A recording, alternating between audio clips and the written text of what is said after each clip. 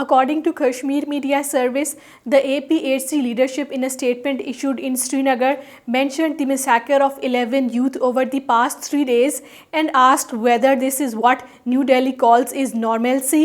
The statement termed it a cruel joke and said in a bid to hoodwink the international community, India always harps on painting an all is okay picture in the occupied territory. Meanwhile, Kashmiri students are bearing the brunt of multiple lockdowns, occupied with unending series of cordon and search operations, raids and crackdowns stepped up by the Indian troops in Jammu and Kashmir, particularly after August 2019's illegal actions. The State Council of Education, Research and Training, while revealing the 2021 survey, said that the average performance of Kashmiri students has immensely dropped across all levels as compared to the findings of the survey conducted in 2017. Over 57% of the students scored less than 50% in the assessment survey 2021.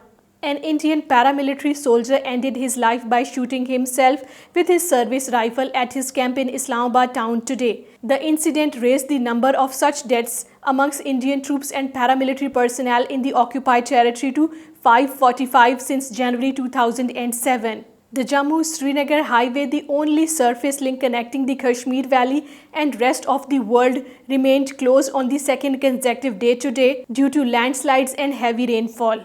A group of 90 former civil servants through a letter asked the Chief Justice of India, N.V. Ramana, to intervene and put an end to bulldozing of Muslims' houses in the Uttar Pradesh state following demonstrations against blasphemous remarks by BJP leaders, saying it is now becoming a norm rather than the exception in many states across India.